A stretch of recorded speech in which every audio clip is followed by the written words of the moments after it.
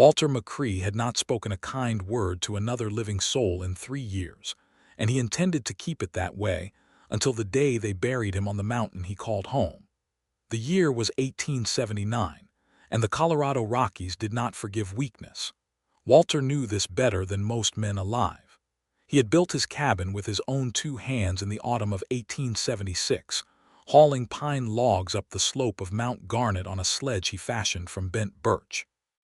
The cabin sat at nearly 9,000 feet elevation, tucked into a bowl of granite and spruce timber that shielded it from the worst of the northwest wind.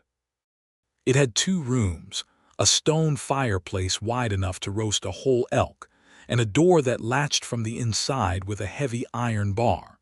That iron bar was not there for bears, though the black bears occasionally wandered close enough to sniff at the walls. It was there because Walter McCrae did not want company. He was 31 years old and built like something the mountain itself had shaped, broad through the shoulder with hands that could split a log in a single swing, and a jaw that sat in a permanent, thoughtful clench. His dark hair curled slightly at the collar when it grew out in winter, and his eyes were the gray-green color of sage after rain. There had been a time when women in the town of Creston called those eyes lovely. He did not go to Creston anymore. He went to the trading post at Miller Creek twice a year, in late spring and late autumn, for flour, salt, gunpowder, and coffee. He trapped through the winter. He grew a kitchen garden in summer. He cured his own hides and rendered his own tallow and needed absolutely nothing from any human being on the face of the earth. He had convinced himself of this with the thoroughness of a man who has been badly burned and has decided that fire itself is the enemy. The fire in question had a name, Margaret, and she had been his wife, and she had died in childbirth in the spring of 1876 along with the boy who would have been their son, and Walter had sold the small ranch they shared near Pueblo and walked north into the mountains with a pack on his back in grief so large it had no edges he could find. He did not talk about Margaret. He did not intend to talk about her ever again. What he intended was to live out his days in silence and competence and solitude, and the mountain accommodated him in this. Until the second week of November in 1879, when the sky turned the color of pewter and the wind came from the northeast, which was wrong, and Walter stood on his porch looking at the clouds stacking against the peaks to the east and felt the particular cold that precedes a real storm, not an ordinary snow, but the kind that buried livestock and toppled pine trees and made the entire world white and featureless and still. He brought in extra wood. He checked the shutters. He fed his horse, a buckskin gelding he had never bothered to name, and he made sure the animal had water and good feed before securing the small Linta stable against the wind. He made a pot of bean soup with salt pork and a wedge of cornbread, and he sat by the fire and listened to the storm come on, and it was fine. He was prepared. He had been through worse. The storm hit at nightfall with a violence that shook the cabin walls. Walter read by firelight, a battered copy of a natural history book he had obtained at the trading post and read 4 times already, and he listened to the wind scream along the ridgeline above him and felt, if he was being truthful with himself, a dark and complicated satisfaction. The storm locked out the world. The storm confirmed what he already knew. That solitude was the only honest arrangement for a man who had already used up his allotment of warmth and connection and had nothing left to offer anyone. He did not hear her at first. The wind was too loud. Then there was a sound that did not belong to the storm, a sound beneath the howling, rhythmic and desperate, and Walter set down his book and turned his head and listened with the focused attention of a man who has lived alone long enough that his senses had sharpened to fill the absence of conversation. Someone was knocking, not the frantic hammering of a man in a fight or a drunk stumbling home from a failed camp. This was steady and weakening, the knock of someone who has been knocking for a very long time and is nearly out of the strength to continue. Walter McCrae did not move for a full 30 seconds. He stared at the fire and considered the iron bar across the door and thought about the fact that he had come up to this mountain specifically to be left alone, and that opening that door would be the beginning of something he could not control and did not want. The knocking stopped. He was on his feet, and at the door before the silence was 2 seconds old, throwing the iron bar aside and hauling the door open against the resistance of the wind, and a figure fell inward against him with the full weight of someone whose legs had finally given out. Walter caught her, purely on instinct, and the cold that came off her was extraordinary, the kind of cold that means time is running short. She was a woman that registered quickly, her weight slight and compact against his chest, her hair plastered with ice crystals to the side of her face, her hands when he grabbed them to steady her blue-white at the fingertips. She wore a traveling coat that was completely inadequate for Colorado in November and boots that were meant for a train platform, not a mountain trail. She was shaking so violently that he could feel the tremors running through her into his own arms. "Good Lord," Walter said, and it was the most words he had spoken aloud in 2 weeks. He did not stand in the doorway considering what to do. He kicked the door shut, carried her to the fireplace, and set her down on the braided rag rug as close to the flames as was safe, and he knelt beside her and looked at her face. She was perhaps 26 or 27 years old. Her features were fine-boned with color beginning to leak back into the skin around her mouth now that she was out of the wind. Her hair, where it was drying near the fire, was the warm dark brown of river water over red clay. Her lips were still faintly blue, and her teeth were chattering hard enough that she had not been able to form a word since she came through the door. Her lashes were wet, and there was a cut above her left eyebrow, frozen enough that it had not bled much, but real and recent. "Can you hear me?" Walter said. It was not quite a question because he was already pulling off her ruined boots without waiting for an answer, and her stockings were soaked through, and the cold that came off her feet made him press his lips together in a thin line of genuine alarm. "I can hear you," she said, and her voice, even shaking as it was, had a quality of precise diction that told him she was educated, not from the mountains, probably from somewhere east of here. "I am extraordinarily sorry to bother you." "Don't talk," Walter said. He went to the chest at the foot of the rope bed in the main room and pulled out the wool blankets he kept there, 4 of them, and he brought them back and wrapped her in them, and then went to the fireplace and swung the iron arm that held his soup pot closer to the flames to heat it faster.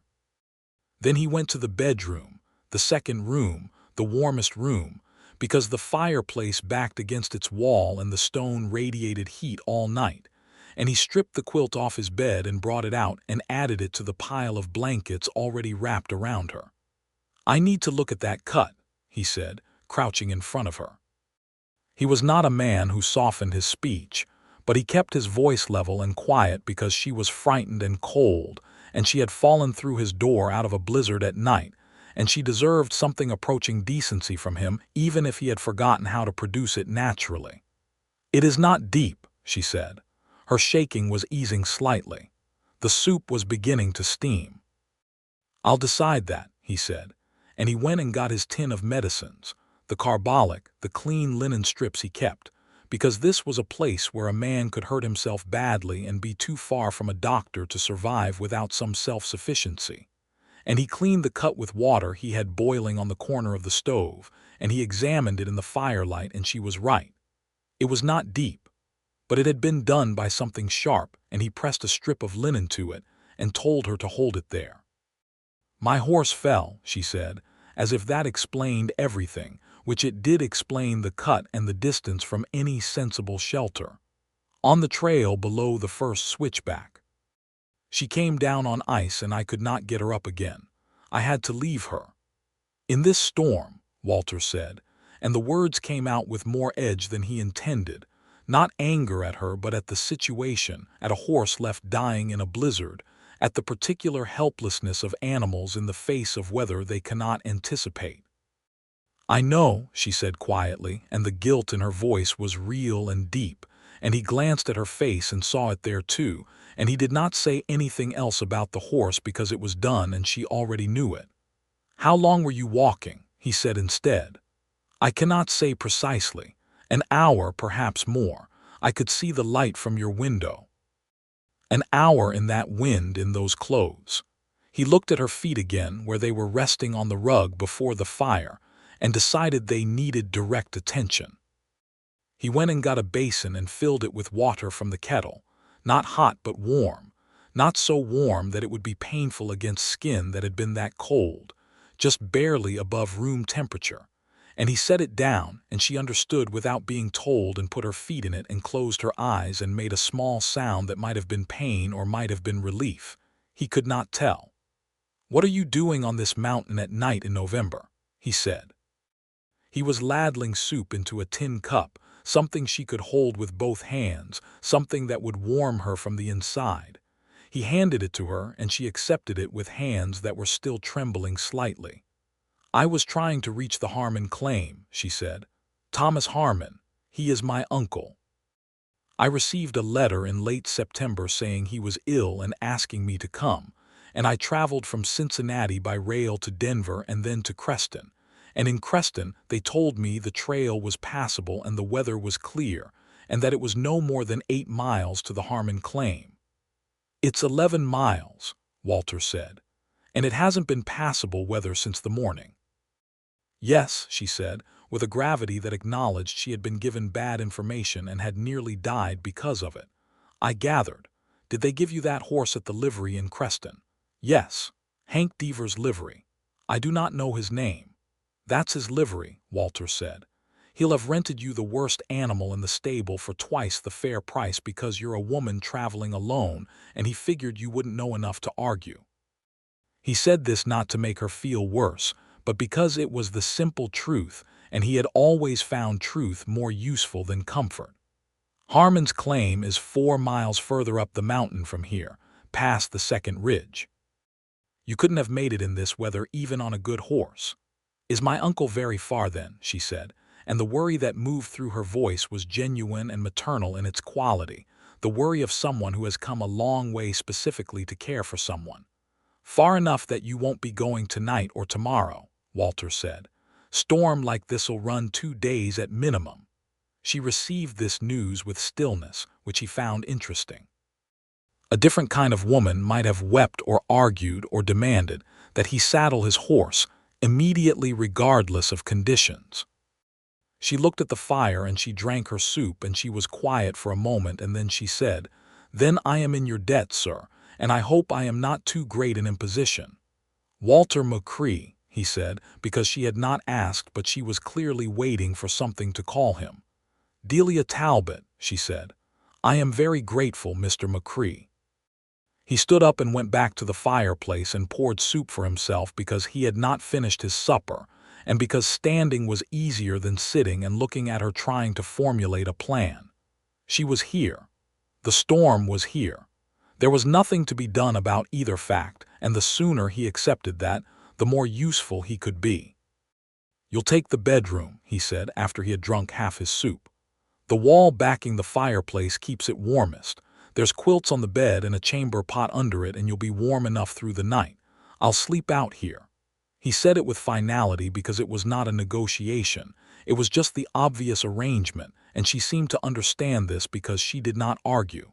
She said, "That is very generous," and he said nothing because generosity was not how he thought of it. It was the only sensible way to organize 2 people in a 2-room cabin in a blizzard. When her color had returned, and she had finished 2 cups of soup and some cornbread, and her trembling had subsided into the ordinary slight chill of someone warm and alive and recently frightened, he showed her the bedroom. He had not had occasion to look at it recently through someone else's eyes, and he saw it now as she must. Spare to the point of starkness, a rope bed with a good feather-tick mattress, 2 wool blankets and a quilt, a single window with oiled paper in the frame, a wooden peg on the wall for hanging clothes, and a small shelf that held a stub of candle and a tinderbox. It was clean. He kept things clean because disorder made him uneasy, and because in a place where you were the only person responsible for your own survival, losing track of where things were could be the difference between a minor inconvenience and a serious problem. "It is very comfortable," Delia Talbot said, and she said it simply, without the inflection of a woman trying to be polite about inadequate accommodations, and he found he believed her. "The wind'll be loud," he said. "You'll get used to it." "I grew up beside a river," she said. "Constant sound is familiar to me." He nodded and left her to it and pulled the bedroom door most of the way closed and went back to the main room and sat in his chair by the fire and stared at the flames and listened to the storm and thought about the fact that there was a woman sleeping 20 feet away in his bedroom and that the world had apparently decided his arrangements for solitude were subject to revision without his consent. He did not sleep well. Not because he was uncomfortable. He had slept in worse positions in worse conditions, but because some part of his body remembered that there was another person in the cabin and stood a kind of involuntary watch, registering every shift of the wind, every pop of the fire, every small sound that might have indicated a problem. He had not realized until this moment how completely he had stopped attending to the possibility of another person's needs, how thoroughly he had pared his awareness down to include only himself and the mountain and the animals.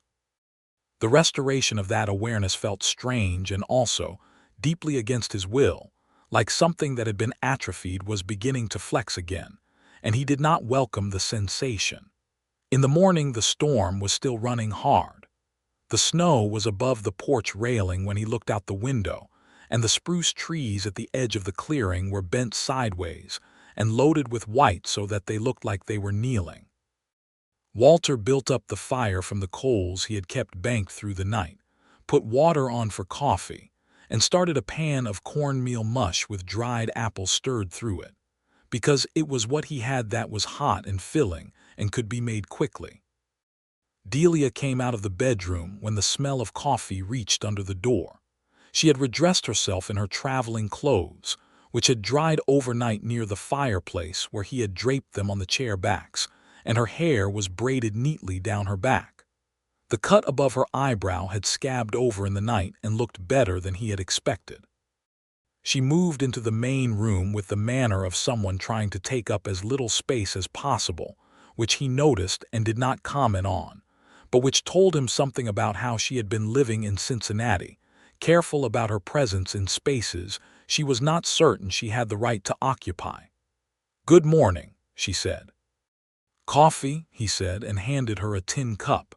She drank it black without asking for sugar, which he registered as a practical quality, and she looked out the window at the white wall of weather and she said, "It is not lessening." "No," he said, "it won't, not today."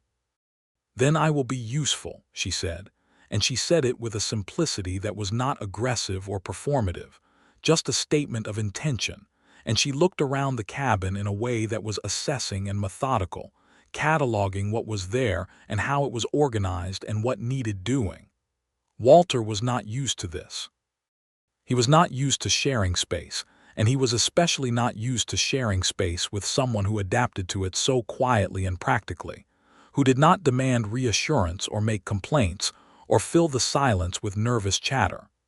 Delia Talbot moved into his cabin the way water moves into a vessel, taking the shape of what was available without forcing anything to change. He let her help with the mush. He showed her where the stores were kept, the flour barrel, the salt crock, the cured bacon wrapped in cheesecloth hanging from the rafter beam, the root vegetables in the crate below the window.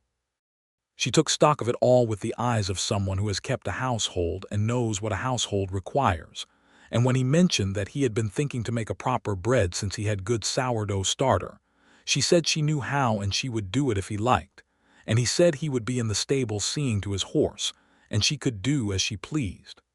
The stable visit took an hour. His buckskin was fine, restless from being cooped up but fed and warm enough in the packed straw.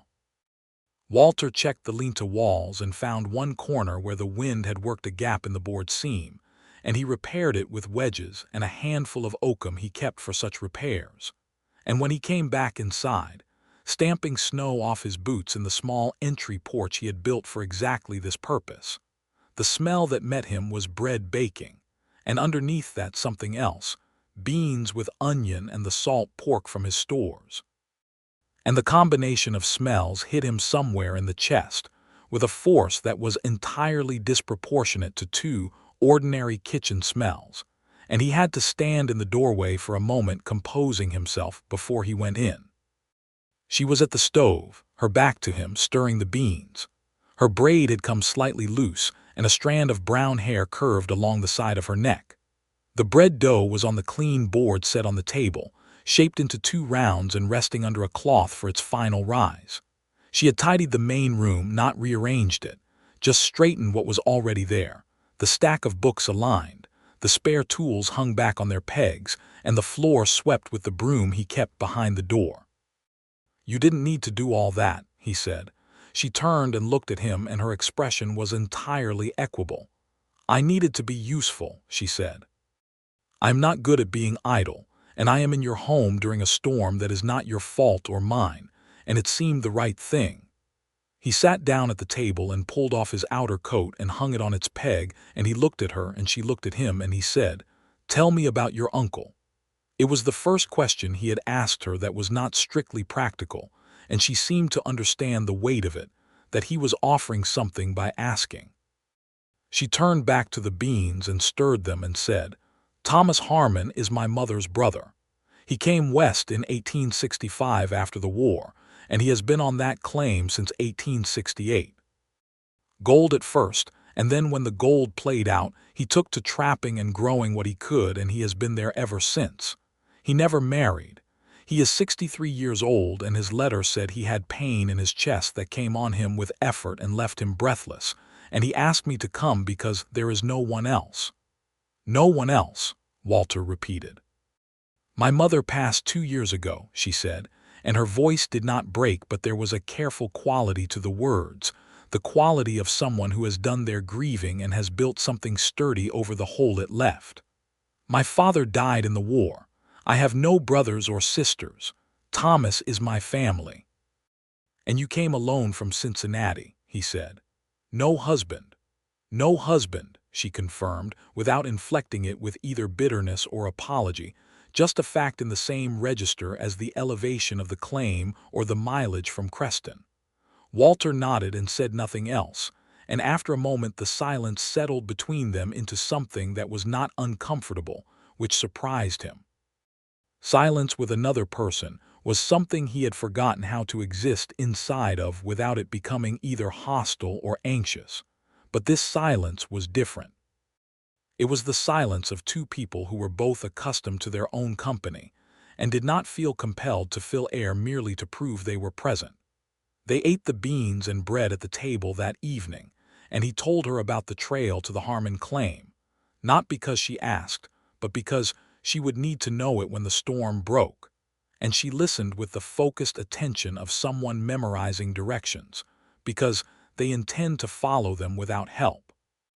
He told her about the second switchback where the trail dropped into a creek gully and crossed on a log bridge that could be icy, and about the stand of dead lodgepole pine just before the final rise to the claim, which was a landmark. She asked questions that were precise and sensible, about distances and landmarks and the condition of the trail and snowpack, and he answered them all, and she retained what he told her. He could see it, the way her eyes held a certain inward quality after each piece of information as she fitted it into the larger picture she was building. "You have been on this mountain a long time," she said when they had cleared the table and he had set his coffee by the fire. 3 years, he said. "Do you not get lonely?" He looked at the fire.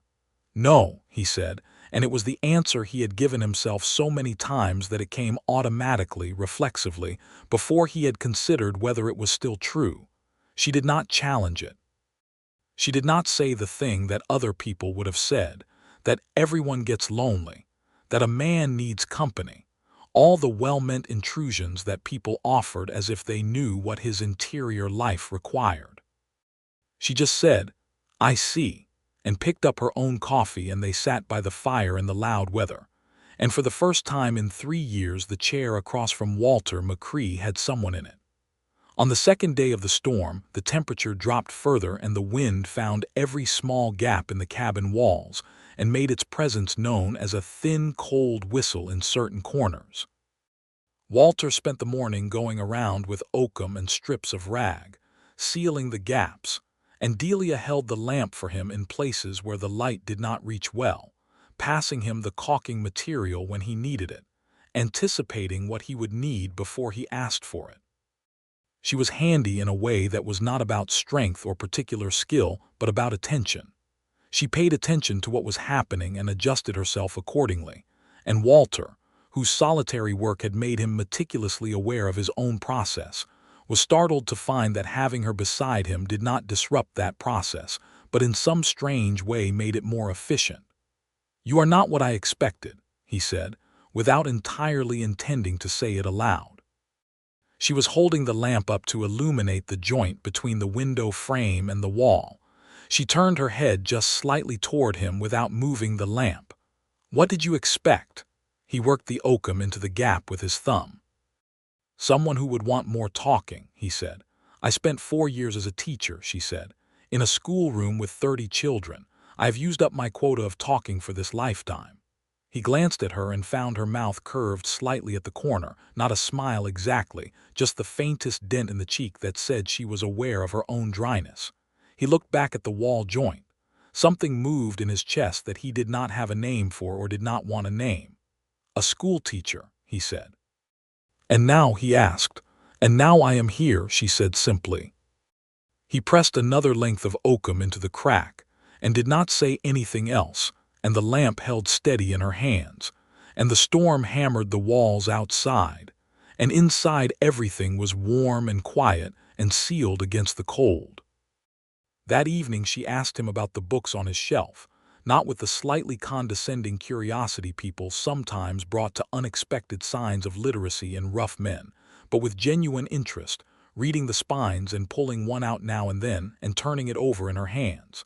She found the natural history and held it and said, "This is well read." 4 times, he said. "What draws you to natural history?" He considered the question seriously because it deserved a serious answer and because she had asked it seriously. "The accuracy of it," he said finally. "Things on this mountain are what they are. A hawk is a hawk. A storm is a storm. There's no conversation between what something is and what it calls itself." She looked at him for a moment with an expression he could not quite read, and then she said, "That is a very precise answer." "You taught school," he said. "You know how to ask things so the person has to actually think." She smiled then, fully, and it changed her face in a way that landed on Walter McCrae like sunlight on a cold morning, a warmth that felt disproportionate to its cause. He looked away. By the morning of the 3rd day the wind had dropped and the snow had stopped, and the world outside the cabin windows was blinding white and utterly still. The sky had cleared to a blue so deep and cold it looked polished, and every spruce bough wore a thick layer of snow that would hold until the afternoon sun or a breeze disturbed it. Walter went out early and dug the path to the stable and checked his horse and checked the sky, and when he came in Delia was already up and the coffee was on and she was looking out the window with the focused expression of someone calculating. "Today," she said. "Today," he confirmed. "The trail'll be hard going in the snow, but the weather's clear and the light'll hold long enough." "I will be ready in a quarter hour," she said.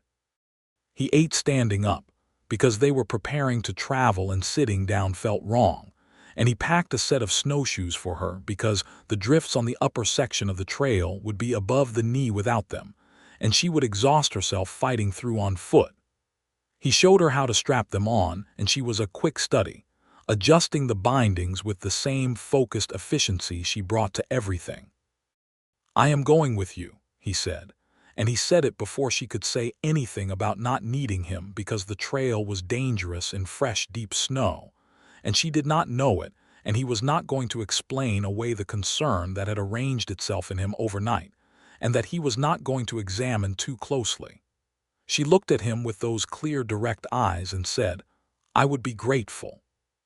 He saddled the buckskin and tied on his pack, and they set out into the white morning. the horse breaking trail through the drifts with Walter at the lead rope and Delia behind on the snowshoes, moving with more competence than he had expected, though she had said she had never used them before.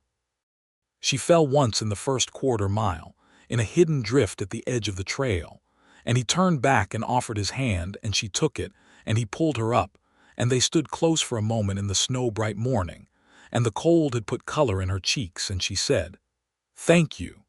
And there was a quality in her voice when she said it to him that was direct and warm and entirely unguarded.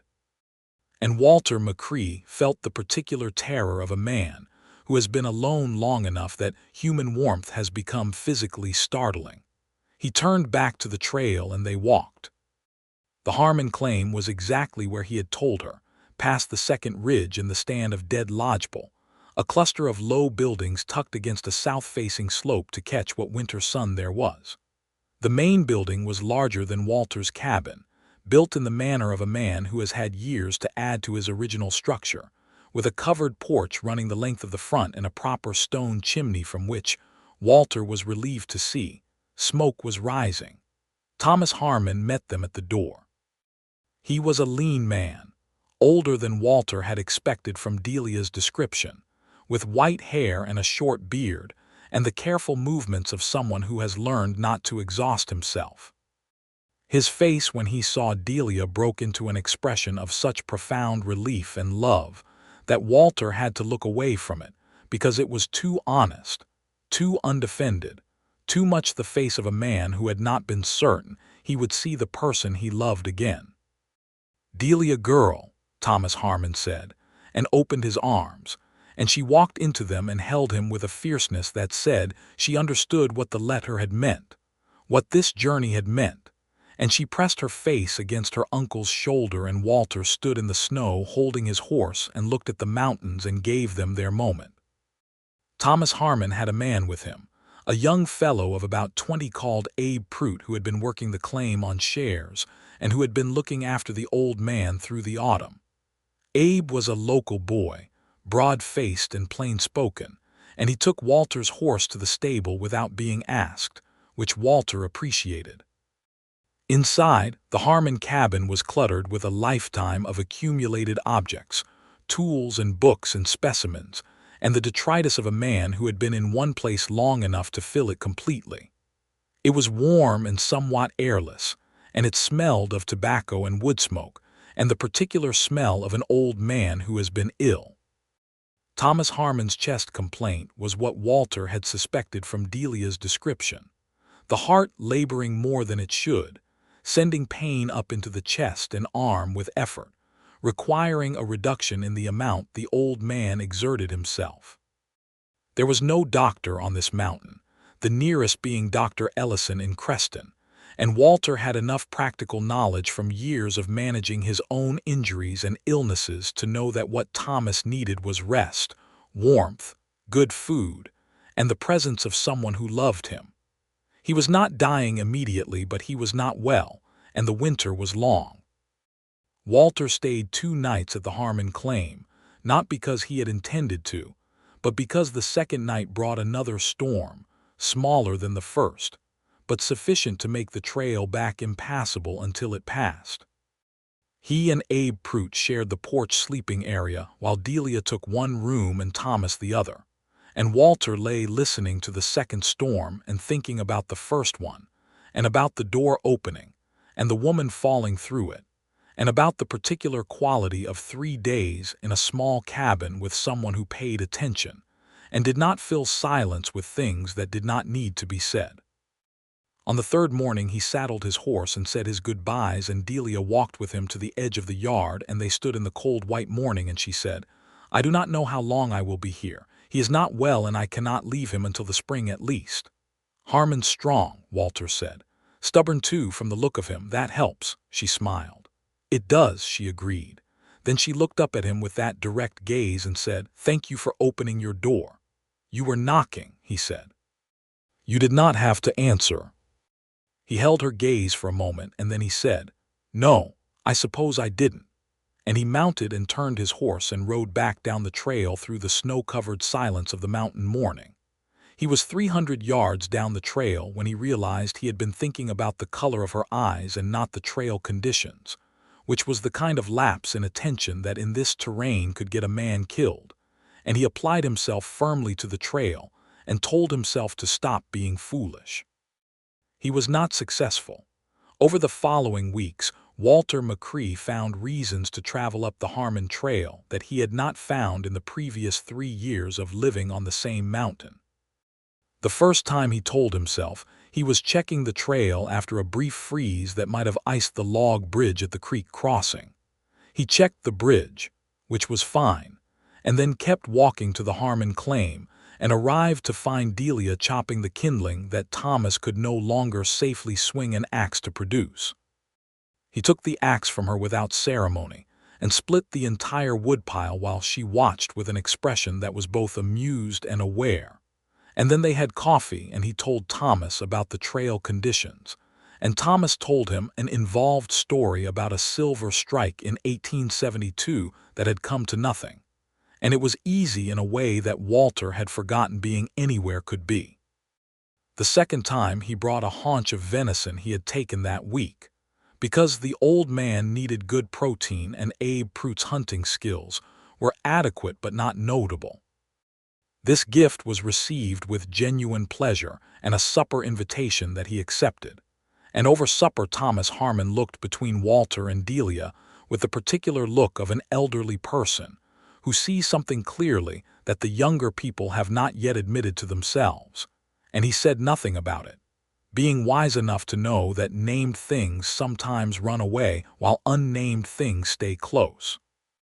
The third time, Walter brought nothing except himself, and he stood at the edge of the yard feeling the absurdity of it, and Delia came out of the cabin door and stood on the porch and looked at him and said, "Come inside, then," with the same calm directness she brought to everything, as if it were obvious, as if there were no question about whether he was welcome. He did not say he was glad she was there. He did not say what had shifted in the dark interior of the place where Margaret's death had made its permanent residence, or what it meant that the sound of another person moving through a room no longer made him feel invaded, but instead made him feel something he had convinced himself was gone from him. He said none of these things because he did not yet know how, but he came back. He kept coming back. It was in December, on a clear, cold afternoon when the sky was the particular deep blue of very cold, dry air, and the snow lay undisturbed and crystalline on every surface, that Delia Talbot came to him instead. She arrived at his cabin in the early afternoon, having traveled the trail alone on the snowshoes she had borrowed from Thomas, and she was breathing hard from the effort but entirely in command of herself, and she stood on his porch with the cold turning her breath to plumes, and she said, "My uncle wants to know if you will have Christmas dinner with us." "Thomas wants to know," Walter said, and he looked at her. The color in her cheeks was from the cold, but her eyes were steady and undeceived. "Thomas asked me to ask you," she said precisely. "And you," he said. The pause was half a breath. "I am asking," she said. He held the door open, and she came in, and he made coffee, and they sat by the fire. And for the first time, they talked in the way that people talk when they have stopped circling something and have decided to simply be in its presence. She told him about her life in Cincinnati, about the schoolroom and the years after her mother died when she had been alone in a house that was too large for one person, and had found that teaching other people's children was both a genuine calling and a kind of grief management. She told him about the decision to come west, how she had looked at Thomas's letter for 3 days before deciding, how she had packed with the care of someone who is not certain they are coming back. He told her about the ranch near Pueblo. He had not intended to. It came out sideways from something she said about land and attachment, the way some places hold you and others do not. He said he had had a place and lost it, and that the mountain had seemed like the right answer to that loss, and she listened without interrupting, and when he stopped she said, "And has it been?" He looked at the fire for a long time, and then he said, "It has been an honest answer. I am not certain it has been the right one." She turned to look at him, and the firelight was moving over her face, and she said, "What would the right answer look like?"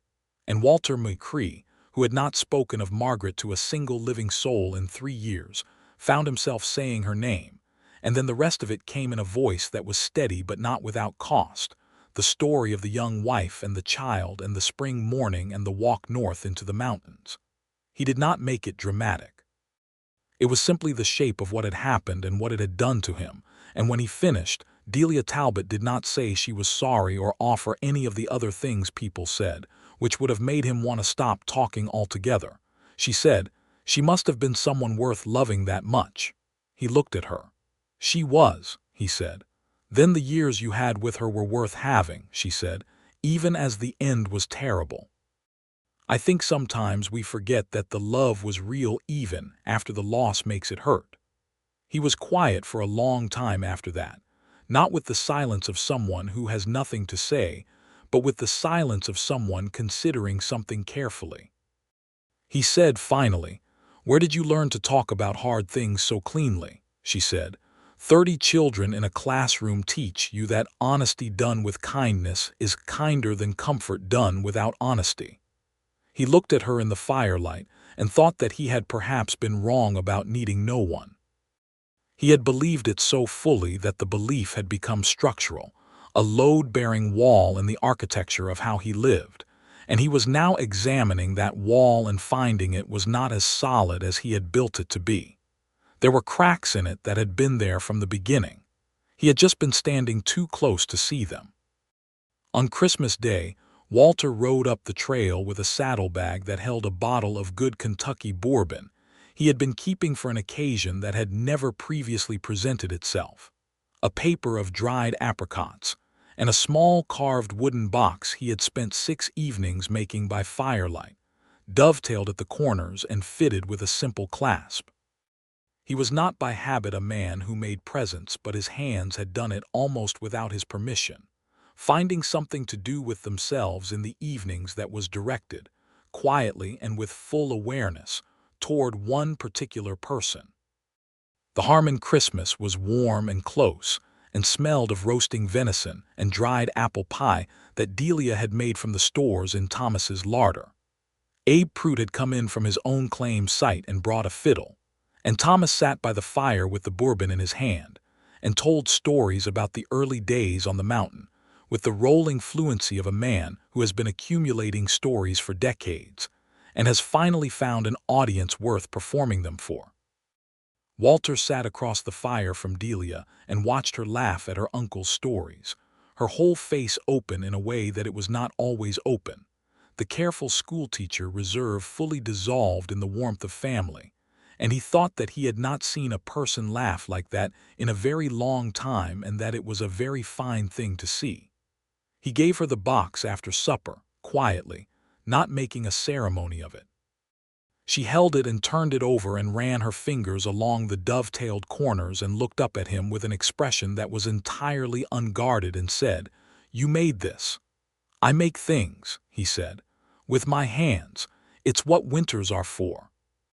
She opened the clasp and looked inside at the smooth interior he had sanded until it was like cloth, and she said, "For letters," because she had mentioned her mother's letters, the ones she had brought west with her, the ones she was keeping until she had somewhere permanent to keep them.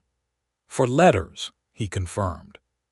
She closed it carefully and held it in her hands, and she looked at him with the firelight between them, and she said, "Thank you, Walter." And it was the first time she had used his given name without the Mr. attached, and the sound of it in her voice did something to him that he was no longer in any position to pretend it did not. He rode home late on a clear, cold night with the stars burning above the ridgeline and his breath plumes rising silver in the moonlight, and he thought, not for the first time, that solitude was a choice and not a character trait, and that choices could be reconsidered. January on the mountain was relentless and beautiful and extremely cold. Walter saw Delia twice a week when the trail permitted, which was not always, and on the days when the weather closed in and the trail was not possible, he found himself spending the evenings in a state of restlessness that he recognized reluctantly as the particular dissatisfaction of someone who wants a specific company and does not have it. He had forgotten entirely what this felt like. He had persuaded himself he had been cured of it. He had not been cured of it. He had merely been deprived of any object for it, and now that the object existed, the feeling had returned with the vigor of something that had been suppressed rather than eliminated. Thomas Harmon was improving. The rest and the good food and the presence of his niece and the reduction in his physical labor had allowed his heart to stabilize. And by mid-January, he was getting up and moving around the cabin without the breathlessness that had preceded Delia's arrival. He was not a man who would ever be able to work the claim hard again, but he was not dying, and the relief Delia allowed herself to feel in small increments as the weeks passed was something Walter observed in the slight relaxation of her shoulders when she spoke about her uncle's progress, the way the line between her brows softened. One afternoon in late January, with the sun briefly and brilliantly present, and the temperature almost endurable, Walter was helping Delia clear the snow from the roof of Thomas's woodshed, which had taken on a load that was straining the ridge beam. They were working side by side on the roof in the clear cold light, and the snow was coming down in heavy cascades around them as they worked it loose, and he glanced at her and found her already looking at him, and they were very close on the narrow roof peak, and neither of them moved apart. He said, "Delia." She said, "Yes." He said, "I should tell you something." She said, "I think I know what you are going to tell me." He was quiet for a moment with the shovel in his hands and the cold sun on his face, and he said, "I have spent 3 years being very certain that I was done with this kind of thing." "I know," she said. "I'm not certain I know how to do it well anymore," he said, and this was the most honest thing he had said aloud in 3 years, possibly longer, and it cost him something to say it. She looked at him with those clear, direct eyes and said, "I have never been particularly certain I knew how to do it at all." And the quiet honesty in her voice was better than reassurance, because it was true rather than comforting, and truth between them had always been the thing that worked. He reached out and took her hand where it was holding the edge of the shovel handle, and she looked down at his hand over hers and then back up at him, and the expression on her face was serious and warm and thoroughly awake, and he said, "I don't want to do it badly." "Then we will both be careful," she said, "and honest when we are not, and that will have to be enough." He kept her hand, and they stood on the cold roof in the winter sunlight, and he thought that the mountain had done something to him over 3 years that he had not understood until now. It had not cured him of needing people. It had refined him down to the point where he could recognize, when the right person appeared, exactly what was real. He kissed her there on the roof in the January cold, careful and sure, and she kissed him back in the same manner, and below them the mountain spread out in white silence for 50 miles in every direction. February brought news from Creston that arrived with a supply rider named Cal Briggs, who came up the lower trail once a month with mail and goods for the handful of claim holders still active on Mount Garnet. Cal was a weather-beaten man in his 40s who had been making this ride for 15 years and who knew more of the mountain's business than anyone who lived on it, simply by virtue of being the vehicle through which its people communicated with the world below. He brought Walter a packet that included a letter, and he brought the Harmon claim a letter too.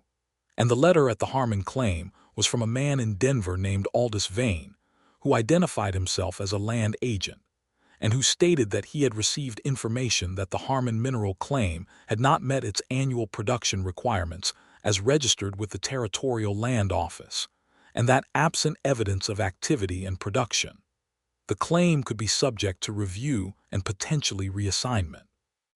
Thomas read this letter with the controlled expression of a man trying not to be frightened, and then he handed it to Walter, and Walter read it, and handed it to Delia, and Delia read it and put it down on the table and said, "Is this legal? Can they do this?" Walter had dealt with territorial land law to a sufficient degree to know the answer, which was yes, under certain conditions they could. The mining claim laws in Colorado Territory required that a claim holder demonstrate ongoing activity, and Thomas, ill and unable to work the claim through the autumn and now through the winter, had produced no evidence of such activity. The letter was careful and correct, and had the quality of a document written by someone who knew exactly how much pressure it would apply. "Who is Aldous Vane?" Delia said. "Real estate man in Denver," Walter said. "I've heard the name. He buys failed claims and resells them to Eastern investors at a considerable profit." "My uncle's claim has not failed," she said, and the precision in her voice was the precision of a schoolteacher who has identified an error in a student's reasoning and is about to correct it without raising her voice. "No," Walter agreed. "But the letter is designed to make it look as though it has, or as though it might, which amounts to the same thing if Thomas does not respond correctly." Thomas said, "I have the original claim registration from 1868. I have all the production records through 1877. After that, I got lazy about the paperwork." "The paperwork is the whole problem," Walter said. "Vane or someone working for him will have looked at the territorial records, seen the gap, and decided this was a soft target. So what do we do?" Delia asked, and she was looking at Walter with the same focused attention she had brought to memorizing the trail directions, because he was the person in this room who knew this territory best, and she was not too proud to know that and act accordingly. Walter wrote the response to Vane's letter himself, at Thomas's direction, and with Thomas's signature at the bottom. He had some facility with legal language from his time running a ranch, when disputes about water rights and grazing territory had required a working knowledge of how such things were written and argued. The letter established Thomas Harmon's continuous residence on the claim since 1868, documented the illness that had reduced his activity through the prior season, noted Delia's arrival as additional household member and the ongoing maintenance of the claim property, and stated clearly that production activity would resume in spring when the season permitted. He also wrote a separate letter to Dr. Ellison in Creston, asking the doctor to provide a written statement regarding Thomas's medical condition, which would serve as documentation of the reason for reduced activity. He rode down to meet Cal Briggs when the supply man made his February circuit, and handed him both letters and paid the postage for the Denver letter to go by the fastest available route. Cal took them without comment and rode down the mountain, and Walter watched him go from the ridge and then turn back toward the claims above, because going back toward the Harmon claim was what he did now, naturally and without needing a reason. Delia met him at the edge of the yard. She had been watching for him. "Done," he said. "Good," she said. She looked at him for a moment in the clear, cold February afternoon, and then she said, "I would like to stay." He stopped walking. "Here," she said, gesturing to mean the mountain, not any specific structure, and then she looked at him directly and he understood she meant both. "I wrote to the school board in Cincinnati 2 weeks ago to give my notice. I had not told you because I was not certain yet, and I did not want to make declarations before I was certain." "And now you're certain," he said. "Thomas needs someone here permanently," she said, "and I am the right person for that. That part has been clear since January. And there is another reason, and I think you know what the other reason is, and I am prepared to be as plain about it as is required." Walter McCrae had spent 3 years becoming very good at not wanting things, and standing in the February snow looking at Delia Talbot, who was plain-spoken and honest and handy on a roof, and laughed with her whole face, and kept her mother's letters in a box he had made for her, and was standing in the cold telling him with the characteristic directness she brought to everything that she intended to stay. He felt 3 years of practice not wanting dissolve into something so simple and clear. It was almost startling. He said, "Delia Talbot, I have been coming up this trail twice a week in January cold and telling myself there were practical reasons for it, and I am tired of telling myself that." She said, "Good." He said, "I am asking you to marry me." She said, "Yes," without a pause, and the precision and simplicity of it was so thoroughly her that he almost laughed. He did not almost laugh. He walked the 3 steps between them, and held her face in his cold, roughened hands, and kissed her in the February afternoon with all the conviction of a man who has finally stopped arguing with himself. And she put her hands against his chest and kissed him back with exactly the same conviction. And Thomas Harmon, who had been watching from the cabin window with the expression of a man whose prayers have been more specifically answered than he expected, turned away from the window and smiled at the fire and poured himself a small measure of Walter's bourbon. They were married in March, when the worst of the winter had broken and the trail down to Creston was passable. Reverend Calloway at the Creston Methodist Church performed the ceremony in the small white-walled building that smelled of pine lumber and old hymn books, and Thomas Harmon stood up with them, leaning slightly on a carved walking stick Walter had made for him over the winter, and Abe Prout was there, and Cal Briggs happened to be in town and came in out of the cold to witness.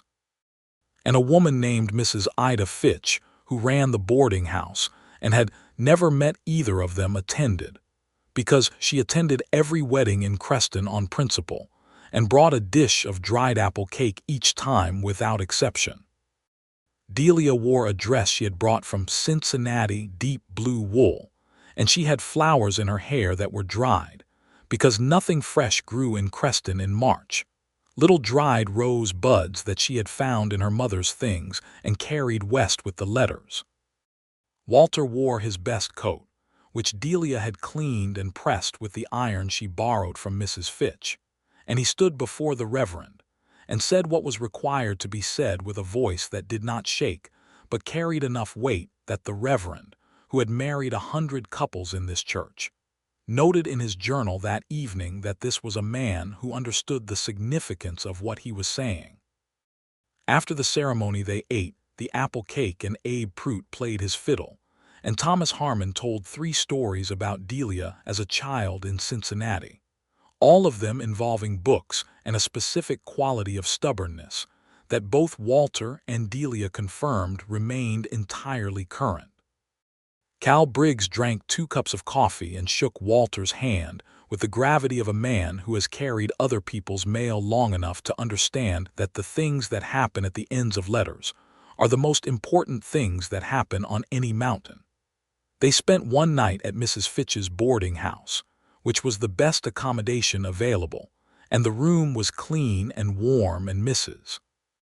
Fitch had put a fresh quilt on the bed without being asked, and the mountain rose dark and white above the town through the window, and Walter and Delia lay in the quiet after midnight with the sound of the town below them, the horses in the livery and the distant sound of the saloon a street over, all the sounds of human settlement that neither of them fully belonged to. And she lay with her head on his chest, and he had his arm around her, and the warmth between them was absolute. She said, "Are you afraid?" "Yes," he said immediately, because she deserved honesty and because it was true. "Of what specifically?" She said, with her schoolteacher's instinct for identifying the precise source of a thing. He was quiet for a moment, and then he said, "Of loving someone again and having the same capacity for it to go wrong." She was quiet in turn, and then she said, "I cannot promise you it won't go wrong, because that is not something a person can promise. But I will tell you that I am paying attention, Walter.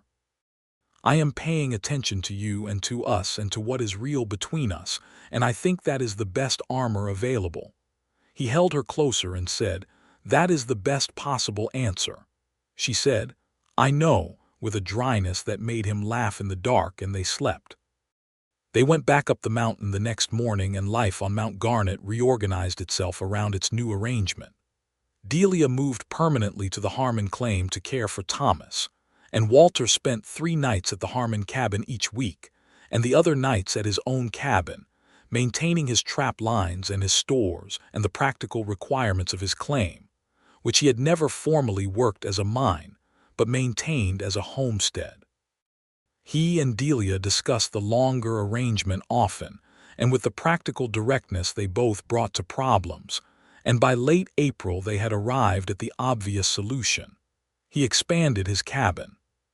He spent 6 weeks in late spring and early summer extending the back of the cabin into the hillside, adding 2 rooms to the structure, a proper bedroom with a south-facing window, and a storage room with a cold box cut into the hill for summer food keeping.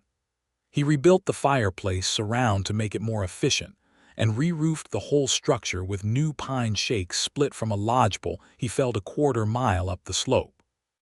Abe Prout came down several days to help with the heavy work, and Thomas, whose health continued to improve in the mild spring weather, came once and sat on a stump and supervised the roof work with the proprietary authority of a man who has spent enough time in rough construction to have opinions about every step of it.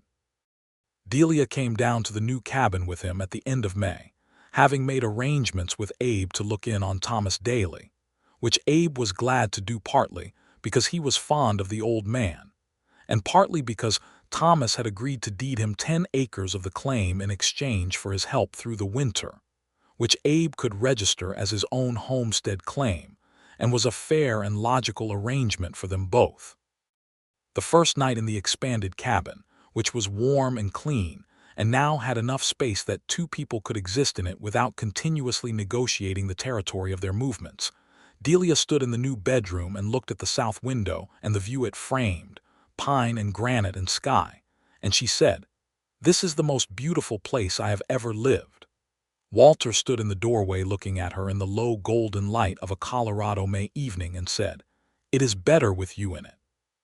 She turned and looked at him, and the expression she had was the fully open one, the one she kept only for genuine moments, and she crossed the room and he held her, and outside the mountain was doing what it always did, being completely indifferent to human sentiment, and inside the cabin the 2 of them were doing what they had each thought they might never do again, which was trusting. The response to Aldous Vane's letter came in May, delivered by Cal Briggs with the manner of a man who has read both sides of a correspondence and formed a professional opinion. Vane's second letter was shorter and less formal than the first, acknowledging the documentation they had provided and withdrawing the suggestion of any claim irregularity. It did not apologize, because men of Vane's type never apologized, but it was conclusive. Dr. Ellison's letter about Thomas's illness and the registration of Delia's residence at the claim as a family member living on and maintaining the property had been sufficient to close the matter. Walter read it and handed it to Thomas, and Thomas read it and made a sound of satisfaction and put it in the wooden box where he kept his important papers. "Done," Thomas said. "Done," Walter confirmed. Summer on the mountain was a revelation for Delia, who had never experienced a high-altitude summer, the particular quality of the light at elevation, the way the afternoon thunderstorms built and rolled, and the air smelled of ozone and wet pine and cold stone. She planted a kitchen garden beside the cabin with a thoroughness that went well beyond what Walter had managed in previous years: onion and turnip and potato and late beans, and the particular variety of hardy mountain squash that a woman at the Creston General Store had told her about, developed over generations of mountain gardening to survive the short season and cold nights. The garden flourished because she was meticulous about it in the way she was meticulous about everything, learning the mountain's rhythms and working with them rather than against them. Walter watched her adapt to the mountain life with something that he could only describe as wonder, though he would not have used the word aloud because it felt exposed. She had no background in frontier living, and yet she approached each new requirement not with dismay, but with the methodical attention she gave everything, learning to read the sky for weather, learning the trail signs, learning the sound of different birds and what their behavior indicated about the weather. She asked him questions constantly, practical questions with no vanity in them, and he found that teaching her things was one of the great pleasures of his life, which surprised him, because he had not known he had the instinct for it. He told her once, in the way that things got said between them, sideways and without preparation, that he had not expected to be a man who had pleasures any more. She said, with the precision that was by now so familiar to him it was like her voice itself, "I think you were always that man.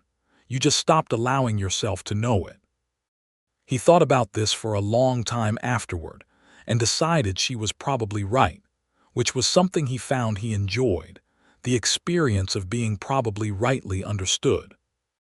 In August, Delia told him she was pregnant, and she told him in the early morning over coffee with the direct calm she brought to everything. And Walter set down his cup and looked at her and felt something move through him that he had not felt since the last time he had received this news. And with the last time came the memory of how it had ended. And for a moment the fear was very large and very old and very present. Delia watched his face and she said, "I am afraid too. I want you to know that I know you are afraid and I am afraid in the same direction, and we are going to be afraid together and honest together, and that will have to be enough." It was, again, the best possible answer. He got up and went around the table and put his arms around her and held her, and she put her hand on his arm, and they stood in the cabin kitchen in the August morning, with the mountain summer outside the window and the fear between them, real and acknowledged and shared, which was so much lighter than fear carried alone. He rode down to Creston and back twice during the pregnancy, once in the early months to speak with Dr. Ellison about what they should watch for and what would require him to bring Delia down to the doctor before her time came, and once in October to bring back the particular medicines and supplies the doctor had recommended. He told Dr. Ellison about Margaret, bluntly and briefly, because the doctor needed to know, and because Walter had learned from Delia that honesty with the relevant information was always better than the alternative. Dr. Ellison was a thorough and unhurried man who listened carefully and gave him a realistic account of what they could do and what was beyond their control, and Walter appreciated the lack of false comfort. Thomas was delighted about the baby in the uncomplicated way of a man whose family was small and who has been given the gift of its expansion. He came down to the new cabin every Sunday through the autumn, walking the trail slowly with his stick, and sat by the fire and talked to Delia's growing belly with the serene confidence of a man who has decided to be a great uncle with full commitment. And Delia watched her uncle with the particular tenderness she reserved for him, the tenderness of someone who came close to losing a person and did not. The baby came in the late winter, February, when the mountain was deep in its coldest season, and the world outside the cabin was white and still and achingly cold. Walter had brought Dr. Ellison up the mountain in January, the doctor staying at the Harmon claim and riding down to check on Delia every several days, because Walter had insisted and had paid the man's fee for the month in advance, and had made his position clear in the manner of a man who does not negotiate on the things that matter most to him. The birth was hard and long, and Walter was outside in the February cold for much of it because Delia and Dr. Ellison both said he would be more useful close by than in the room, and he split 3 days' worth of firewood in the course of the night because his hands needed something to do, and because the sound of wood splitting was honest and physical, and held him in the present rather than in 1876. The boy was born healthy and loud just before dawn on a morning when the stars were very bright, and the temperature was well below zero, and Walter was allowed back into the cabin to find Delia pale and tired and entirely herself, holding a bundle of wool blankets from which a face emerged that was so new and so complete and so permanent that Walter stood in the doorway for a moment unable to process it. He crossed to the bed and sat on the edge, and Delia put the boy in his arms and he looked down at his son, and the feeling that moved through him was enormous and terrifying and irreversible, and he accepted it without reservation, which was different from the last time, when he had been holding that hope at a slight arm's length against the fear of losing it. He was not holding this at arm's length. He was holding it against his chest. "Hello," he said to the baby, who had the dark hair of his father and the fine features of his mother, and who was looking at the world with the intense, unfocused gaze of the very newly arrived. Delia said, "What shall we call him?" They had talked about names but not settled one, agreeing to meet the baby before deciding, and Walter looked at his son for a long moment and then looked at Delia and said, "Thomas, if you are willing." She was willing. She was crying, which she did not often do, and which she was doing with her eyes open and her expression completely composed in the way that real deep feeling sometimes sits in the body without requiring the face to contort around it. "Thomas," she confirmed. Thomas Harmon, when he was informed of this later in the morning, received the news with such dignity and such complete speechlessness that Abe Prout, who brought him the news, said afterward that he had never in 4 years seen the old man at a loss for words, and that it was a fine and moving thing to witness. Thomas Walter McCrae, called Thomas, grew into the mountain the way a strong tree grows, putting down roots that went deep and took firm hold. He was walking by the following February, and had opinions about the barn cat by the following spring, and could identify 3 species of mountain bird by their call before he was 4 years old because his father had taught him. Delia taught him to read from the same natural history book that had kept Walter company through 3 years of deliberate solitude, which gave the book a new life it had not anticipated. In the spring after Thomas turned 3, Delia told Walter about the second child, and this time when she told him the fear was there but smaller, manageable, a thing they had already proved they could carry together rather than a thing of unknown weight. He held her in the kitchen, and she held him, and outside the April mountain was beginning its annual defrosting, the snow pulling back from the south faces and the first green showing along the creek banks below. The second child was a girl, born in October of 1883, in the early autumn with the aspen turned gold on the lower slopes and the air smelling of cold and pine pitch. Walter was present for this birth, in the room, because Dr. Ellison said he could be, and because Delia wanted him there, and because Walter had decided that being present for things, even things that were frightening, was the correct use of courage. The girl was small and loud, and had her mother's brown hair and her father's gray-green eyes, and she was, from the first moment, completely and obviously herself. "Clara," Delia said, before Walter could speak, because she had known since midsummer. "Clara," Walter agreed, and held his daughter for the first time and felt the specific and inexpressible love of a parent for a new child, which is both immediate and lifelong, and requires no cultivation because it arrives fully formed. Thomas, now 3 and thoroughly opinionated, examined his sister with the expression of a small person confronted with something that has changed the household arrangements without consulting him, and then sat down beside the bed and said that she had very small hands, which was accurate and which seemed to satisfy him as an opening position. Thomas Harmon the elder met his great namesake and his new great-niece Clara in the same week, walking down the trail with his stick under the October aspen, and sat in Walter's good chair by the fire, and held the baby with the practiced ease of a man who has held infants before, a long time ago when the world was different. He looked at Walter over the top of Clara's small sleeping head and said, "You did well coming to this mountain, McCrae." Walter said, "I did all right." "You did better than all right," Thomas said, with the certainty of a man who has seen enough of the world to calibrate the difference.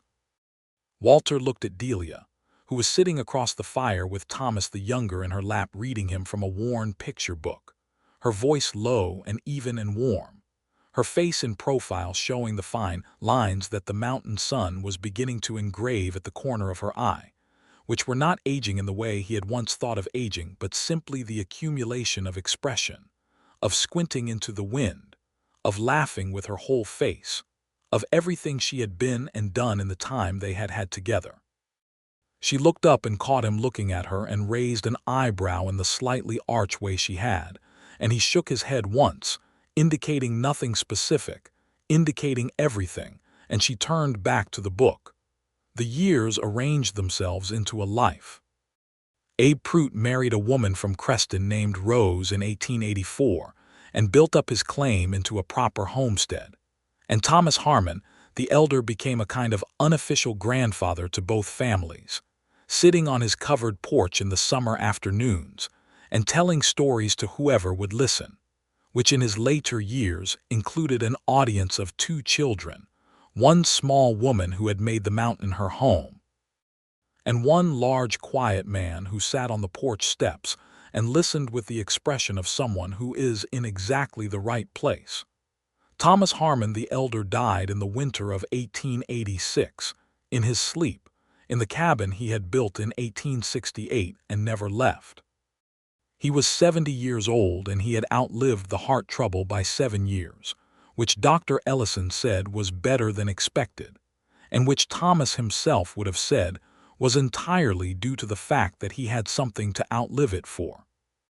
Delia and Walter buried him on the south slope of his claim, where the winter sun reached longest, and where the view down the mountain valley was exactly the view he had described in 100 stories as the finest in Colorado, which the mountains, being entirely indifferent to human sentiment, continued to confirm each clear day without fail. Delia wept for her uncle with the same open-eyed, composed quality she brought to all genuine feeling, and Walter held her through it and was held through it, because Thomas Harmon had been the closest thing to a father figure he had found in his adult life, and the loss was his too. They wept together, which was the correct way to do it, and then they were done weeping and they got up and continued because that was also the correct thing to do. Thomas the younger was 5 when his great uncle died, and he asked the questions that 5-year-olds ask about where people go, and Walter answered them with the same honesty he brought to everything, not pretending certainty. He did not have but not refusing the comfort of possibility either. He said that he believed the people who had made your life larger kept making it larger even after they were gone, because what they had given you was already inside you, and that did not leave. Thomas considered this with the seriousness he brought to all information, and said that he thought he understood, and Delia, listening from the kitchen, kept her face still, and felt the precision and rightness of what her husband had said land in her own chest like something she had always known but never heard said. By 1887, the cabin on Mount Garnet was no longer simply Walter McCrae's solitary outpost. It had 2 children who ran its trails with the confidence of people born to high places, a kitchen garden that produced more than they needed and shared the surplus with the Pruitts, a small library that had grown from the battered natural history book to 3 shelves of volumes collected on every trip to Creston, and increasingly from the mail order catalog, a dog of dubious parentage named Captain who had arrived as a puppy in a feed sack on Cal Briggs's supply run and had never been returned, and a life that had accumulated around 2 people who had both arrived at the mountain, convinced they needed nothing, and had discovered that the conviction and the truth were 2 different things.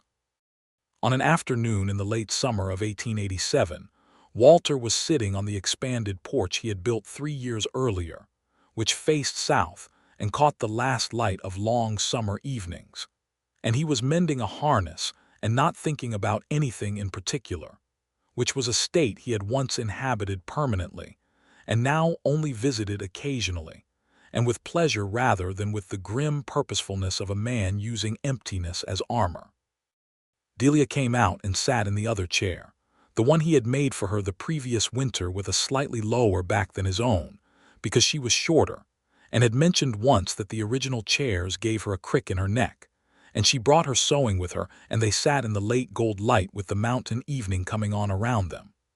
Thomas the younger was visible at the far edge of the yard, standing very still and watching something in the long grass, a small hunter in training, entirely absorbed. Clara was asleep inside, having worn herself out following her brother on a long afternoon expedition that she had been too proud to admit had exceeded her 4-year-old stamina, until she was already face down in her quilt. Walter set down the harness and looked at the mountain falling away below them, the ridges stepping down to the valley that was already in shadow, the higher peaks still lit gold and pink with the last of the sun, the sky above them deepening toward the particular blue that preceded stars. Delia said, without looking up from her sewing, "What are you thinking?" he said. "Nothing much." She looked up at him with the slightly raised eyebrow. "All right," he said. I am thinking that if you had not knocked on that door, I would have let you knock." She was quiet for a moment, and then she said, "What stopped you?" "You stopped knocking," he said. She looked at him, and then she put down her sewing and she laughed, fully, with her whole face. And it was the same laugh he had first seen at the Harmon Christmas in 1879, unchanged by 8 years and 2 children and 1 dead horse and a territorial land dispute, and the grief of a great-uncle's death, and all the ordinary accumulated weight of a life built in a hard place.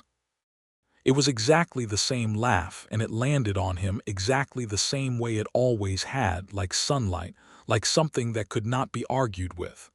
"I am very glad you opened the door," she said.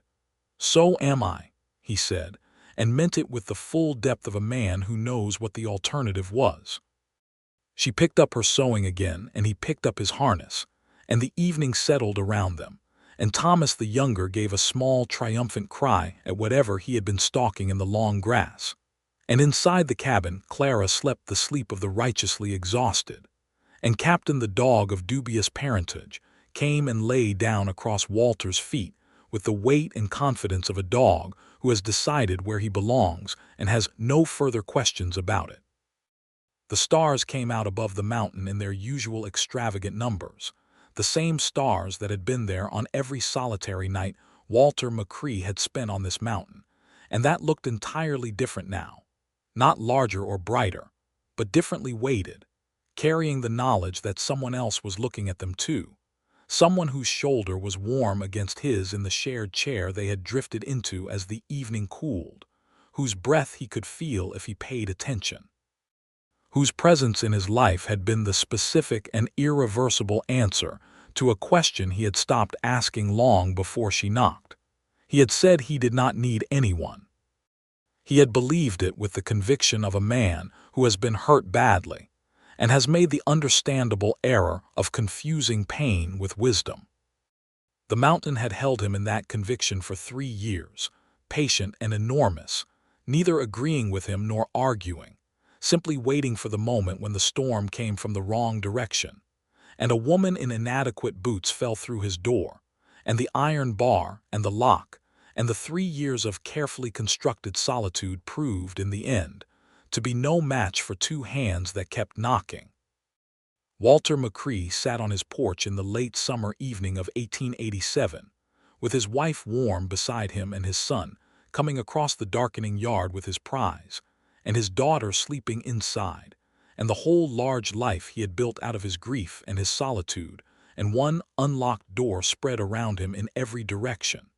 And he thought that the mountain had been right about many things but had been wrong about this, and that being wrong about this was the finest thing that had ever happened to him.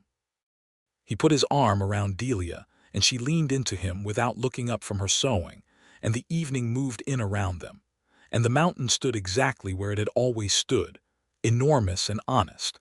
And on its south-facing slope, a lamp burned in the window of a cabin that had started as one room and an iron bar across the door and had become, in the particular alchemy of one storm and one knock and 2 people who told each other the truth, something that required no bar at all.